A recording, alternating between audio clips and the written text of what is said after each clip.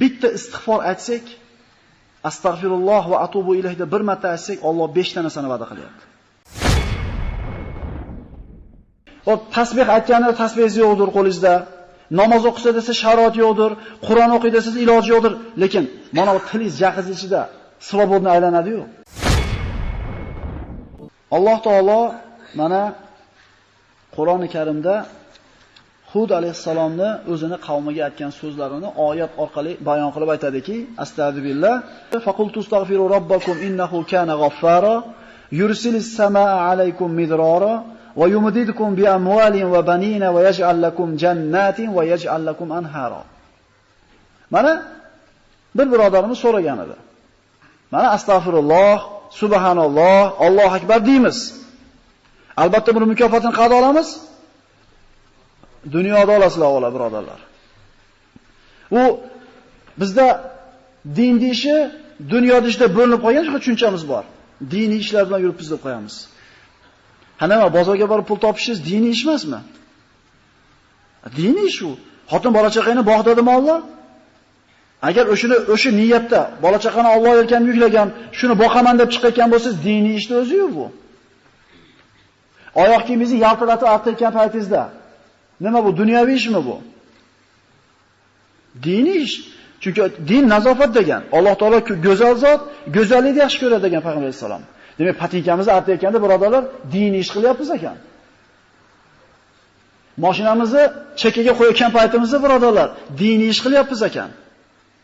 Savdogarlar prilavkani chiroyli qilib terib, kelgan klientga yaxshi muomala qilayotganda, sizlar tijorat ishini emas, Allohning buyrug'ini bajaryapsizlar ekan. Musulmon odamda diniy ishi, dunyo ishi bo'lmaydi. Musulmonda hayoti din. Xo'p, mana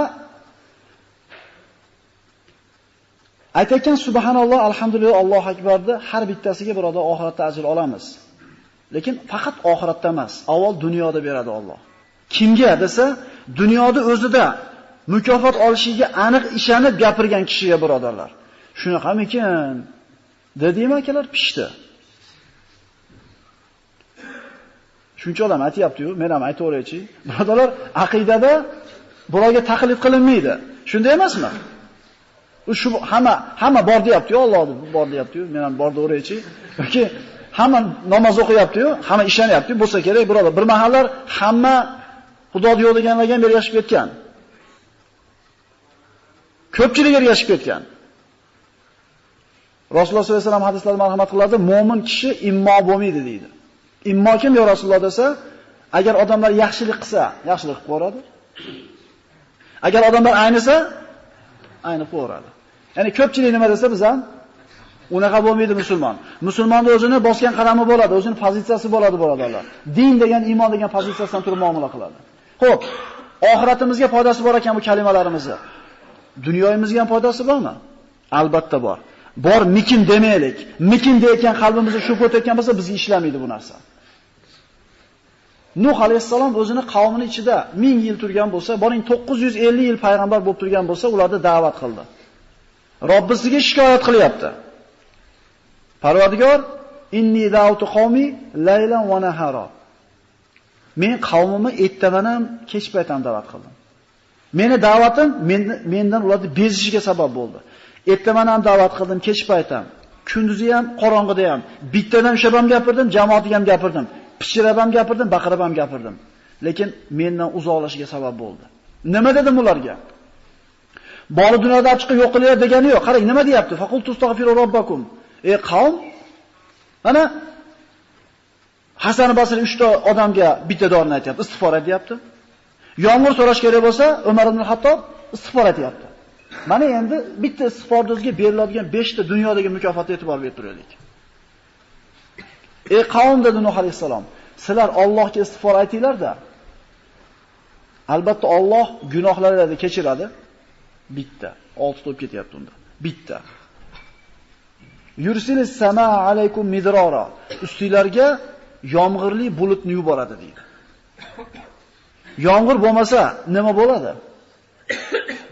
Yomg'ir bo'lmasa pishadi hamma yo'q. Ana shu qo'yroq yerga bug'doy chachgan paytda yomg'ir bilan bo'lib ketgan bug'doy bo'lib ketsa, o'sha yil bug'doy serob bo'ladi. Shunday emasmi? Yomg'ir bo'lsa, ana suv omborda suv bo'ladi. Suv omborda suv bo'lsa, dehqonning ishi yaxshi bo'ladi. Suv akalar hayot. Birinchi yo'l Alloh taolo nimani zikr qilyapti? Suvni. Sizlar istig'for etsanglar, ustingizlarga yomg'ir yog'adi deyapti. Bitta bo'ldimi? Va yumdidukum bi amwalin va banin. Istig'for aytinglar, gunohkorliginglarni tan olinglar, Alloh kechirishligini talab qilinglar, o'zingizlarni pastliginglarni e'tirof qilinglar, sizlarni moli dunyo bilan va bola chaqa bilan quvvatlantirib qo'yadi. Bola bu yerda chaqa deyapti avval. Alloh molinglarga baraka beradi, farzandlaringlarni ko'paytiradi deyapti. Mana ba'zi g'arb mamlakatlarida ko'ryapmiz birodarlar. Borsa, grajdanstwani sirazi beryapti. Nimaga shunaqa bo'lyapti? Xususan mana Rossiyada. Chunki ko'payish yo'q. Bu davlat o'zini xalqi bilan boy bo'ladi. Qirilib ketyapti. G'arb mamlakatlarini qaraydigan bo'lsak, 40 ga kirguncha men o'zim uchun yashab olay deyapti erkagi, o'zim uchun yashab olay deyapti xotini. Agar erga tegsam, bola chaqa bilan ovora olib, moncha umrim o'tib ketar ekan, moncha puldan qolib ketaman ekan. Deyapti-da 40 ga kirguncha bittasi bilan uchrashib yuribdi. Ha deydi, bu ne deydi? Nikoh deydi, turmush deydi, seriozli narsa deydi. U to'g'ri kelgan odam bilan siz nikoh qilib bo'lmaydi. Avval bir-birimizdan nima qilaylik? Tanishaylik, xarakterimizga to'g'ri keladimi? Yashaydi, polni. 3 oy, 4 yil bir bilan yashab turib, tanishib, bizga deydi xarakterlarimiz to'g'ri kelmadi deydi. Ajrashib ketadi. Keyin boshqa komandaga o'tib ketaveradi. Nima bo'lyapti? 40 ga kirgandan keyin uylanay deyapti, bu to'g'may qolyapti, bu yaramay qolyapti. Shu bilan qarabsiz, qirilib ketyapti akalar. Alloh taolo nima deyapti? Istig'for aytinglar deyapti. Istig'for aytinglar, Alloh sizlarga mol dunyolarni ziyoda qiladi, bola chaqani beradi. So'ngra nima beradi? Va yajallakum jannatin. Alloh jannatlarda, jannat degani bog' degani. Bog'i rog'laringlarni ziyoda qiladi. Barakotli qiladi bog'laringlarda. Va yajallakum anhara. Daryolarda to'ldir suv oqadi. Qaranglar akalar. Bitta istig'for aytsak, astagfirulloh va atubu ilayhda bir marta aytsak, Alloh 5 ta narsani va'da qilyapti. Yomg'ir. Ha. Chaqa. Bola. Bog', daryo deyapti. Nima kerak yana? Bitta xalqda rivojlanib baraka topishligi uchun, o'z unib o'sishligi uchun nima kerak yana? Bitta istig'forga Alloh taolo bog'lab qo'yapti. Astagfirulloh va atubu ilayh. Birodarlar, tinimsiz aytish kerak bu kalimani. Xususan, mana ko'chada tijorat bilan yurgan, safarda yurgan birodarlarimizga shu aytadigan gapimiz shuki, o tasbih aytganida tasbih yo'qdir qo'lingizda. Namoz o'qisa desa sharoit yo'qdir, Qur'on o'qiydi desa iloji yo'qdir, lekin mana bu tilingiz jahiz ichida svobodni aylanadi-yu. Yurakdan ishonib turib, birodar, Robbimizning va'dasi bu. Ikkilanmaylik. Astagfirulloh va atubu ilayh 5 ta narsa bor bizga. Bu oyatda va'da qilingani, yana hadisda va'da qilingan narsalar ham bor.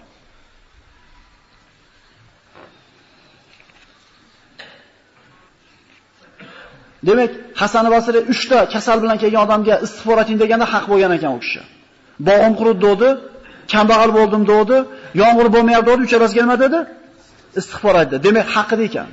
Umar ibn Hattob Parvardigor yomg'ir ber demasdan astagfirulloh atu bilaydi, Allohu akbar deb qo'ydi, u ham haq bo'lgan ekan. Istig'for aytaveraylik-da. Shu 5 tadan albatta tegadi bizga. Hech bo'lmasa 5 tasi. Istig'forni fazilatlaridan. Mana Imom Ahmad kitoblarida keltirilgan hadisda Abdulloh ibn Mas'ud rivoyat qilgan, qala Rasululloh sollallohu alayhi vasallam: "Man aktaral istig'fara ja'alallohu lahu min kulli hammin farajan va min kulli dhiqin makhrajan va razaqahu min haythu la yahtasib." Akalar, shior qilib olaylik shu hadisda. Qaranglar. Bu yerda 5 ta narsa va'da qilindi oyatda. Hadisni qarang. Rasululloh aytadi, kim istig'forni ko'paytirsa, aksara ko'paytirishlik degani. Biz sanaymiz-u. Sanamay qo'yaylik-da. Sanasak ko'paytirganga o'xshab ketamiz. Bo'ldi, bugunga yetadi. Bugun 200 ta aytib qo'ydim. Qora suvchilar qora suvga ketgunicha hali qurib ketganda quloqni o'chirib turib 15 minut etsangiz, 15 minutda bilasizmi necha marta astagfirulloh deysiz. Endi 2 soat erta bekitib chiqib ketavering konteyneringizga. Alloh berib qo'ydi o'sha 2 soatligini ham bu yoqda. Chiqib kelayotganda necha marta astagfirulloh deya olasiz. Nimaga demaymiz shuni? Nimaga demaymiz? Mana shu qurib ketganda quloqni buramasak, birodarlar, rizqimiz tepayadi. Mana kechagi darsda aytdik. Inson o'ziga kelayotgan rizqni gunoh qilib to'sib qo'yadi tevadan deyildi. Bu sahih hadislarda kelgan. Gunoh qilyapmizmi? Rizqimiz tepayadi, birodarlar. Biz rizqimizga taalluqli demasak, tiyila olmayapmiz gunohdan. Bizga albatta cho'ntagimizga zarar bo'lishi kerak bu narsani. Kim istig'forni ko'paytirsa, Alloh bu kishini har qanday g'amini yechib qo'yadi. Bu sahih hadis, yana qaytarib aytaman. Har qanday g'amini Alloh hal qilib beradi va min kulli ziqin mahrajan. Har qanday torlikdan chiqib ketadigan keng joyni ko'rsatib qo'yadi. Nima kerak yana? Problemingizni hal qilib bersa, tupidan chiqarib qo'ysa. Nima evaziga bor yo'g'i? Bor yo'g'i, faqat til bilan aytish emas bu. Siz o'zingizni pastligingizni Allohning oldida, gunohkorligingizni tan olishligingiz uchun berilyapti bu narsa. U faqat astag'firulloh deb qo'yish bo'lsa, bu bo'lmaydi. Quruq til bilan aytganga bu albatta ajr olasiz, lekin va'da qilingan narsaga yetish uchun yurakdan bo'lish kerak. Mana istig'for qilingan gunohlarni kechirishligini so'rashlik. Mana avvalda qilgan gunohlarimiz bor. Alloh kechirishligini xolasak, ulamolar 3 ta shart qo'yadi. Bir gunohingiz bor edi, shu gunohingizni Alloh o'chirib tashlashini xolasangiz, 3 ta ish qiling deydi ulamolar. Birinchisi, shu gunohdan tiyiling.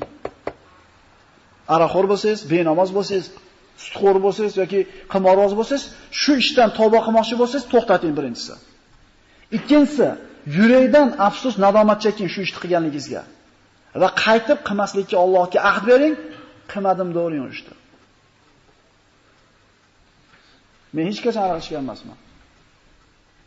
Men hech qachon benamoz bo'lgan emasman. Men esimni tanigandan beri namoz o'qiyman. Siz haqsiz. U odam boshqa endi. Sen qayerda ko'rgansan meni ichganimni? Birodarlar, Alloh kechaman deb turganda bandasi kim u pesh qilgani?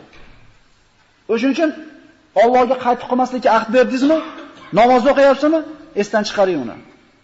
Gapirmang uni, lekin matizda tursin. Allohdan qo'rqishlik uchun birodarlar.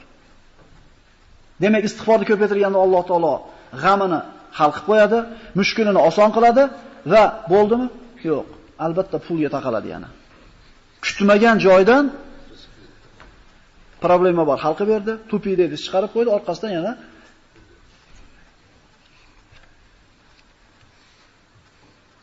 istig'forning sabablaridan.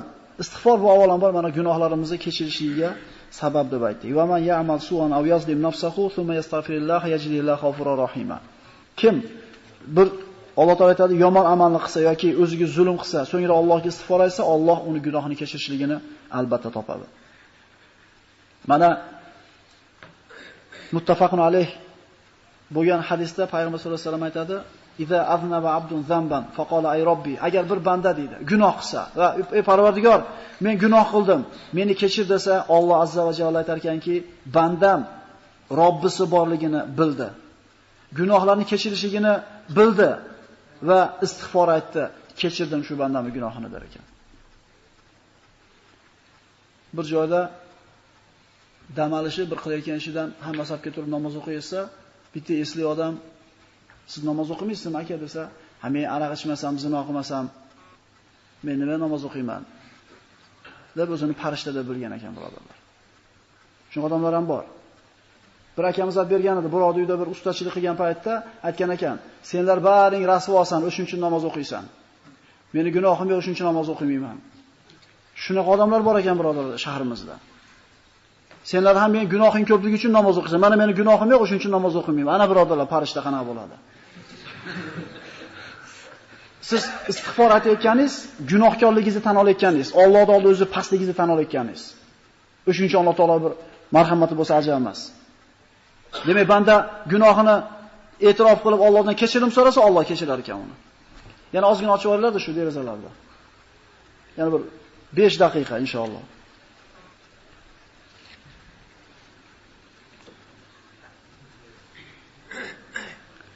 Mana g'am qayg'ularni ko'tarilishiga sabab bo'ladi dedik. Man lazumal istig'for. Boya tevadagi hadisda keldi, man aksaral istig'for dedi. Istig'forni ko'paytirsa dedi. Bu hadisning ikkinchisida o'ziga lozim tutsa deyapti. Lozim tutsa degani doim aytib yursa degani. Bir odam tahoratda o'ziga lozim tutadi-yu, doim tahoratli yurishga harakat qiladi. Endi bir odam tili istig'fordan to'xtamaslik kerak bo'ladi. Nimangiz kamib qolyapti? Nimangiz ketyapti? Va nimaga erishyapsiz? Bir fikr qilib ko'ring-da. Tutib oling o'zingizni. Mana vazifa birodarlar sizlar ertagacha. Ertaga boshqa mavzu o'tamiz inshaalloh. Ertagacha vazifa sizlarga. Sinab ko'ringlar. Shunday qarasangiz tilingiz bekab turibdi-da. Astag'firulloh ketdi. Yana bir muddat aytdingizda, yana bir qarasangiz tutib oldingiz o'zingizni, til yana bo'shab qoldi.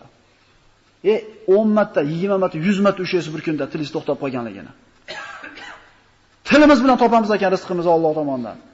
Lekin shu narsaga muhmal qaraymiz. Tushunali yo'lda vazifa. Necha marta o'zingizni istifo etmayotgan paytda ushlab olar ekansiz.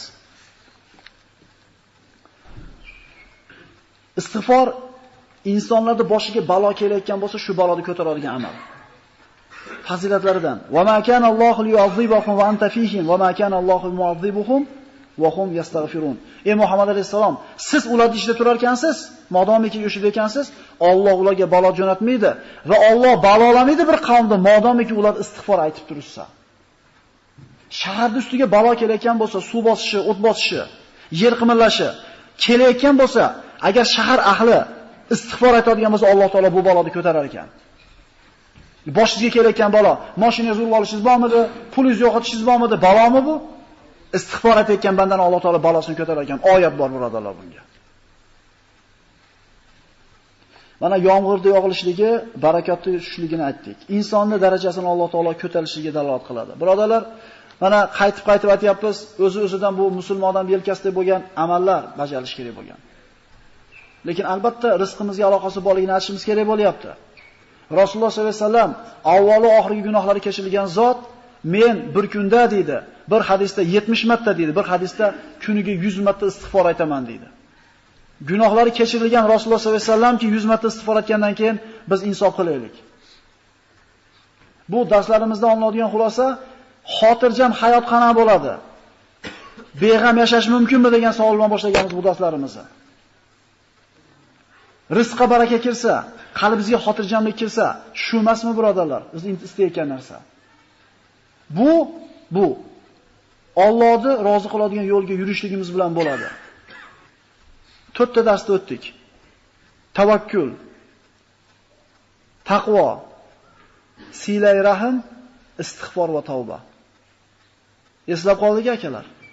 Tavakkul, qo'lingizdan kelgan sababni qilib turib, g'am qilmaysiz oxirini. Taqvo qilasiz, Alloh taolo 13 ta foyda berishini sanadik.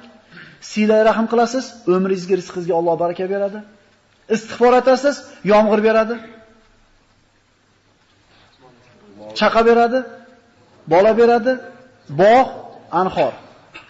Gunohlaringiz kechiriladi, darajangiz ko'tariladi, g'amlaringiz, mushkullaringiz oson bo'ladi. Demak, birodarlar, mana duoda o'qib yursang, chiqib qolyapti kitoblar. Duoda 100 ming marta kim o'qisa, bitta farishta kelar ekan peshonasiga.